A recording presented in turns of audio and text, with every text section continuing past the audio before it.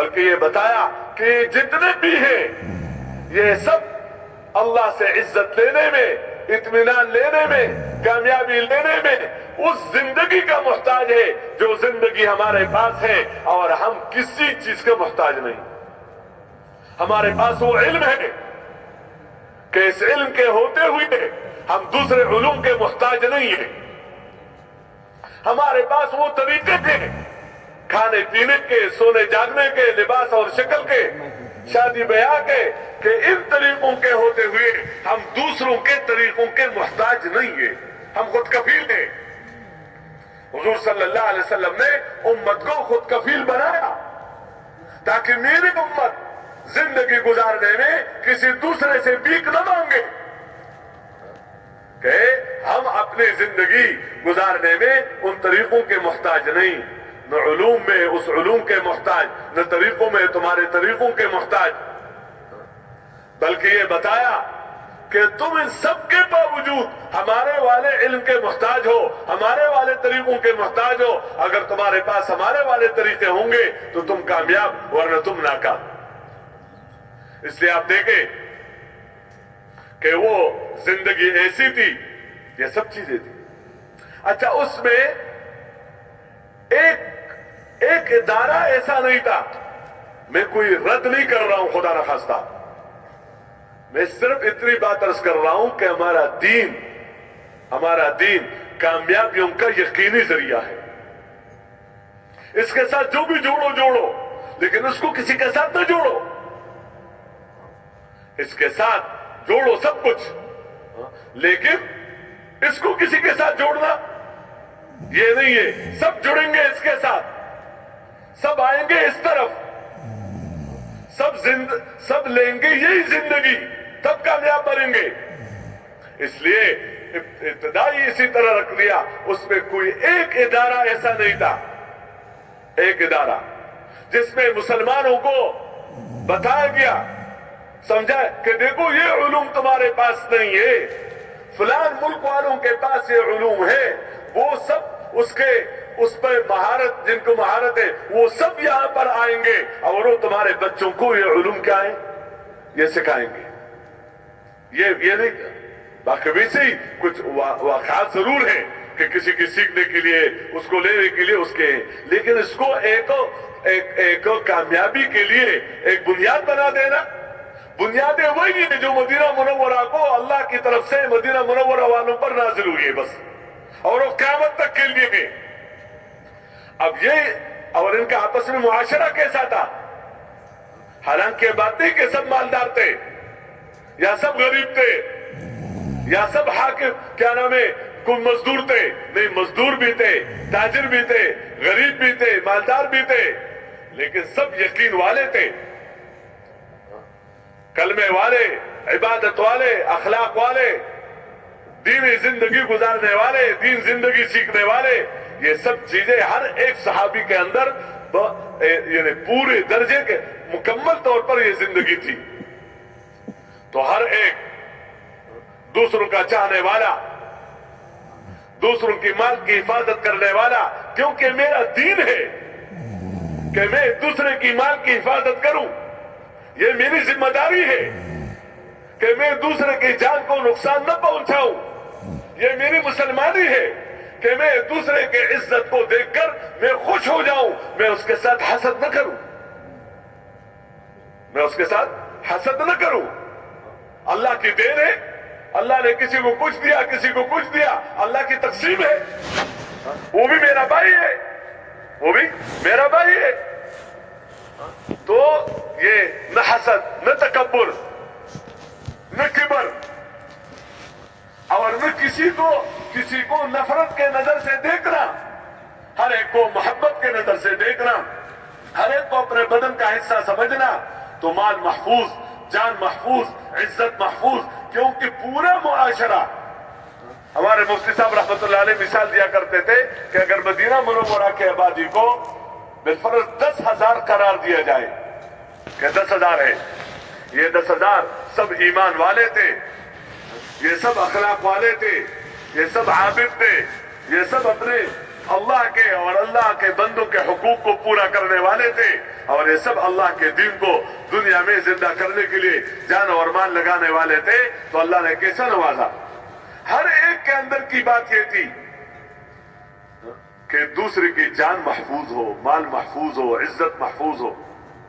یہ تو اس کا تو تصور ہی نہیں ہو سکتا, تصور ہی نہیں کہ اپنی زندگی بنانے کے لیے دوسرے کو نقصان پہنچانا, بلکہ اپنی زندگی کو قربان کر لو دوسرے کے بنانے کے لیے کہ مجھے ملے یا نہ ملے لیکن میرے اس بھائی کو ملے, مجھے ملے یا نہ ملے. لیکن یہ ان کے دینداری کی وجہ سے تھی, یہ اللہ کے ساتھ تعلق کی وجہ سے یہ معاشرہ تھا.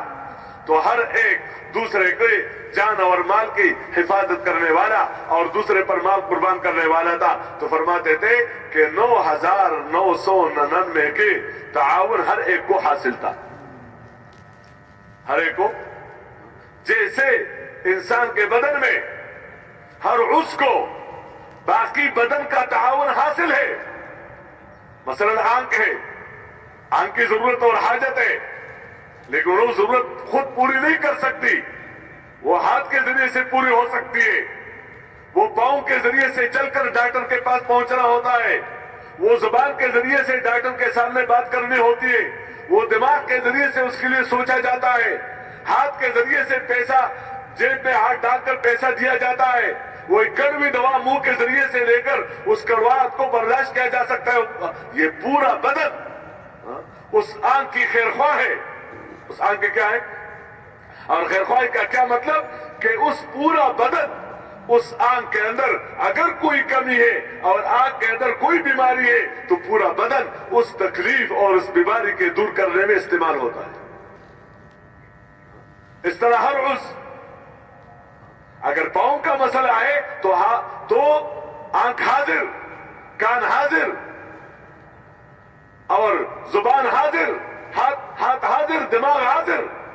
یہ پورا بدن ہر ایک عضو کے لیے سوچ رہا ہے اور اپنے آپ کو استعمال کر رہا ہے, اور ہر عضو پورے بدن کے لیے استعمال ہو رہا ہے. کس وجہ سے کہ یہ ایک بدن ہے. یہ کیا ہے, ایک بدن ہے. اس بدن کو آنکھ کے نام پر اس کو ٹکڑے ٹکڑے نہیں کیا جا سکتا. مثلا اگر کوئی یہ کہہ دے آنکھ والے جمع ہو جاؤ تو آنکھ سب آنکھیں الگ ہو جائے گی تو کیا ہو جائے گا, کچھ بھی نہیں ہوگا. کان سب اکٹھے ہو جاؤ, ہاتھ اکٹھے ہو جاؤ, پیر اکٹھے ہو جاؤ تو اس کا ٹکڑے ٹکڑے ہونے سے کام نہیں بنتا.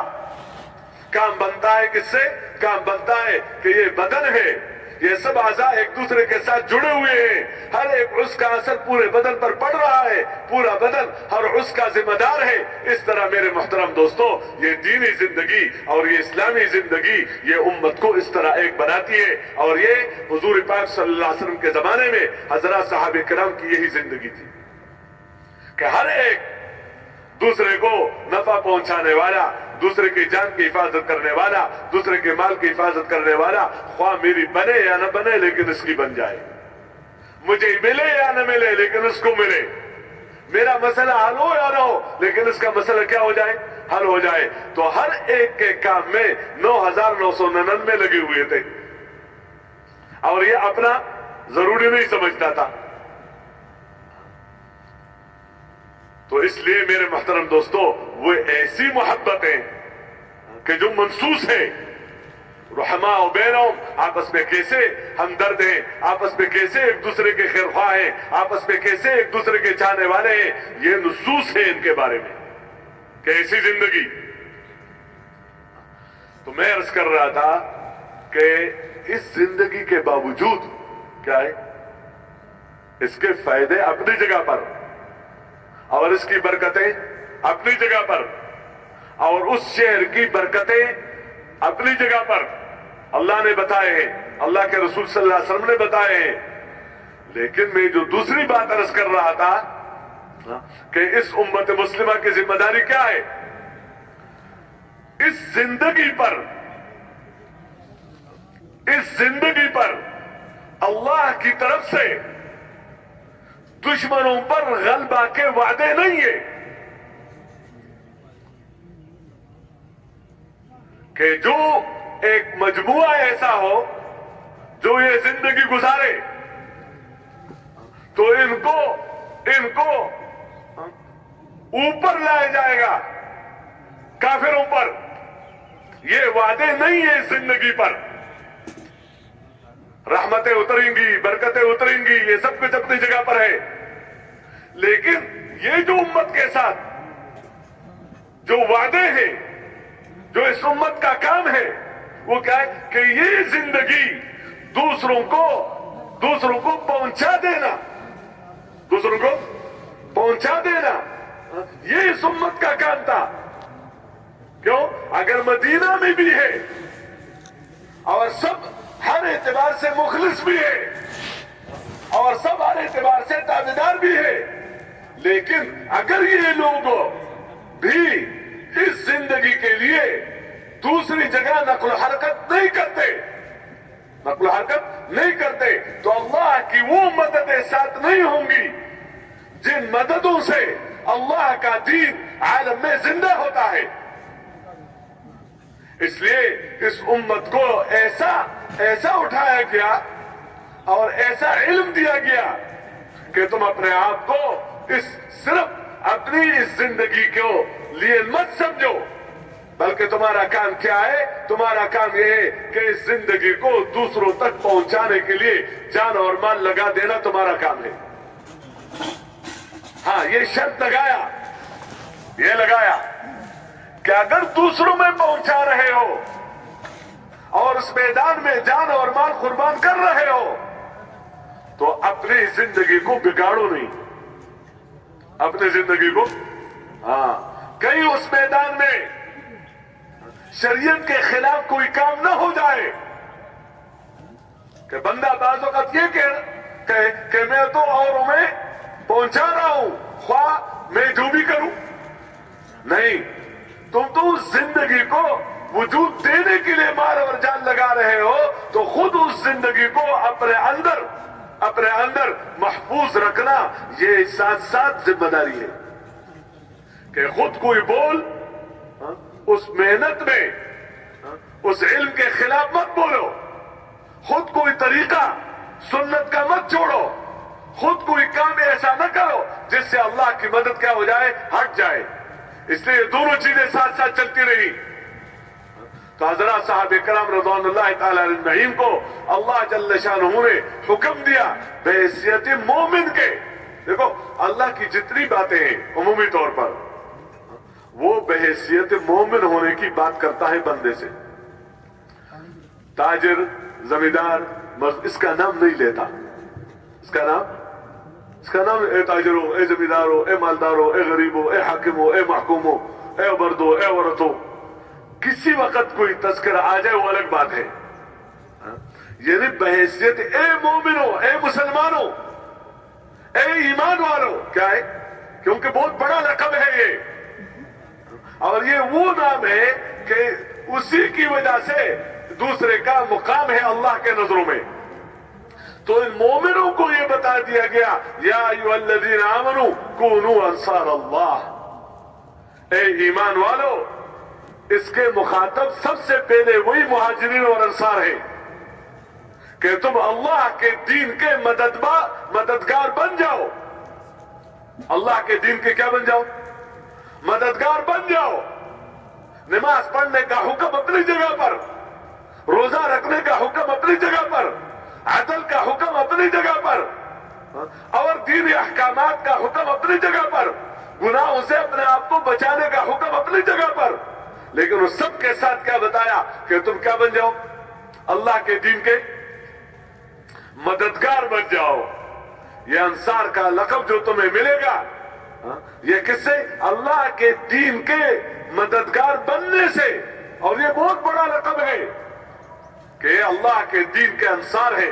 انصار اللہ، اللہ کے مددگار بن جاؤ، یعنی اللہ کے دین کے مددگار بن جاؤ. یہ ہمارے دین کا حصہ ہے، ہمارے اس اسلام کا حصہ ہے، یہ امت مسلمہ کا کام ہے. تو اگر جب تم اللہ کے دین کے مددگار بنو گے تو اللہ تمہیں کیا دے گا؟ اس پر وعدہ کیا या अय्युहल्लज़ीना आमनू इन तंसुरुल्लाह यंसुरकुम, अगर तुम अल्लाह के दीन के मददगार बनोगे तो अल्लाह तुम्हारा मददगार बन जाएगा। यानी क्या, अल्लाह तुम्हारे साथ हो जाएगा।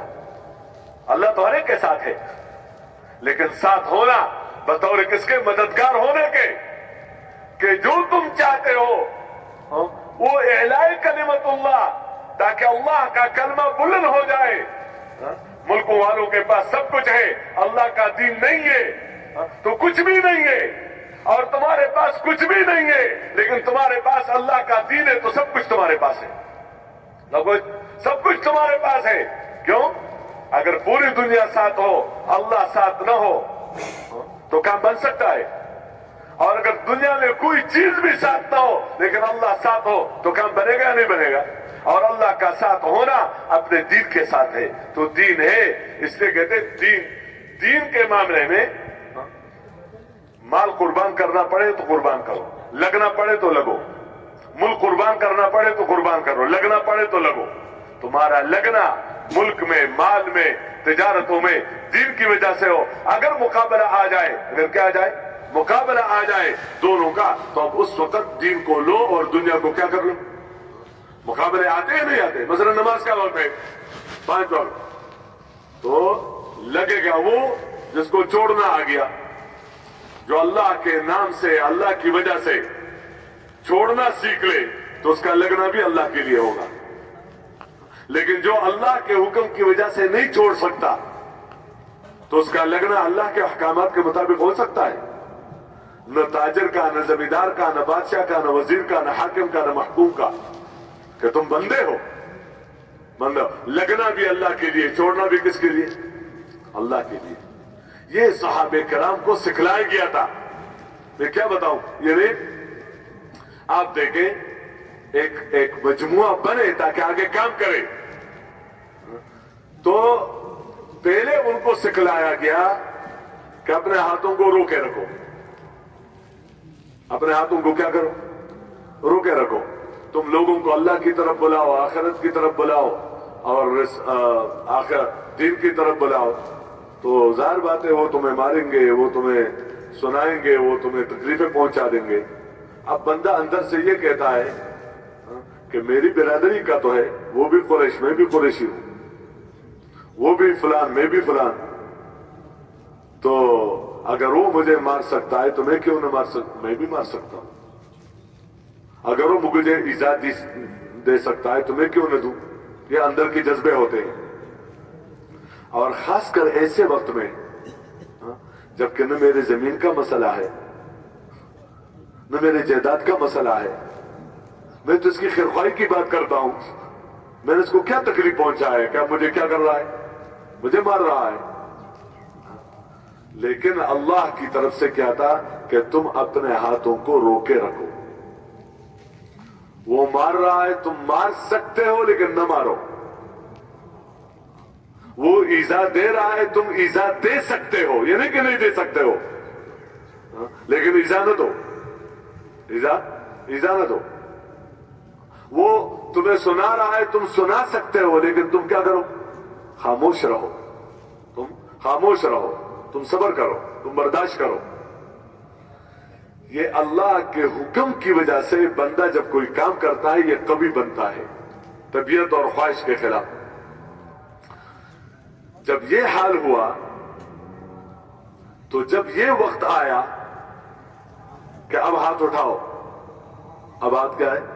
उठाओ इस मौका पर, तो उनका हाथ उठाना अपने कौम, अपने नस्ब, अपने इलाका, अपने जी चाहने की वजह से नहीं था, बल्कि सिर्फ अल्लाह की वजह से था।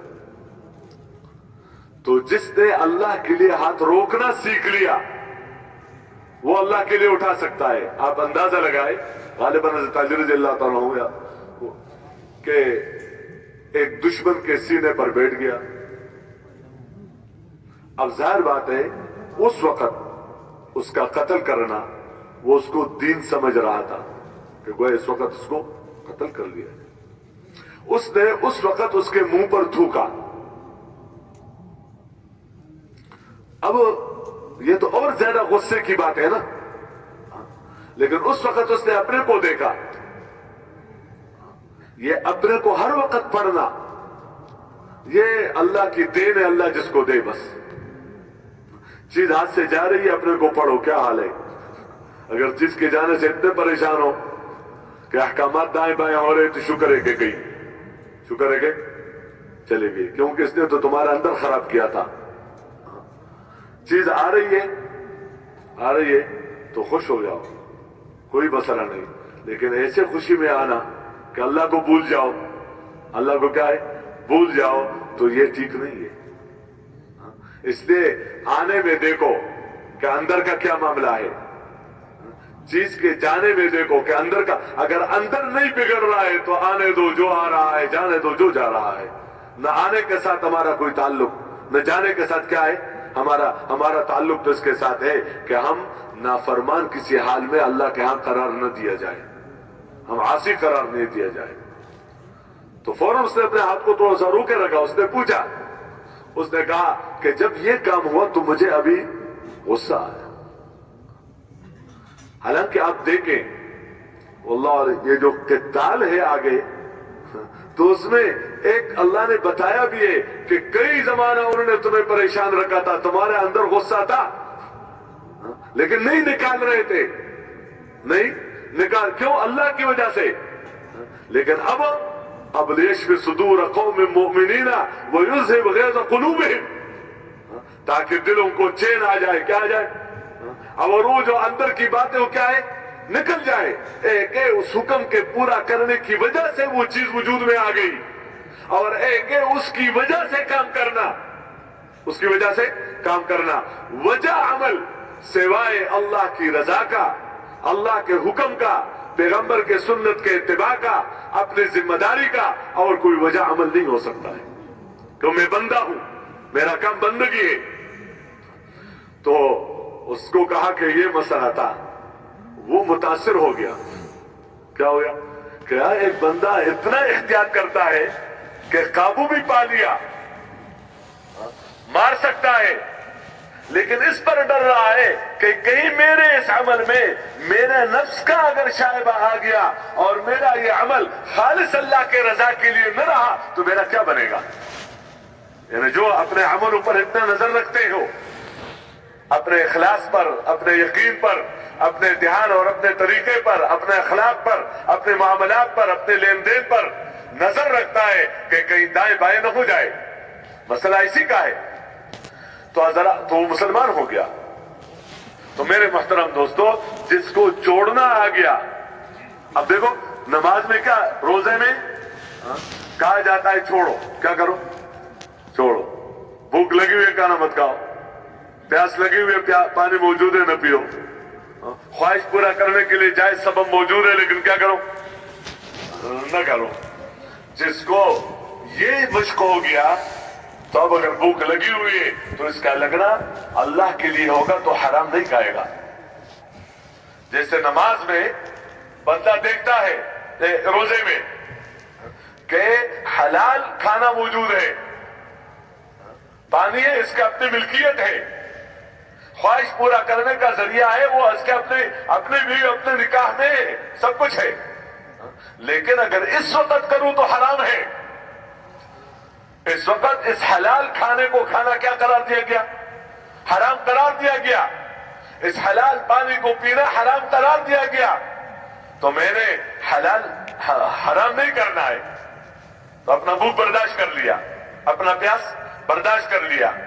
تو اب جب آئندہ اس پر کوئی کام آئے گا تو یہ بھوک کی وجہ سے حرام نہیں کمائے گا, پیاس کی وجہ سے, بھوک کی وجہ سے, یا اپنے بیوی اور بچوں کی وجہ سے حرام کام نہیں کرے گا. اس کا تقویٰ ہے.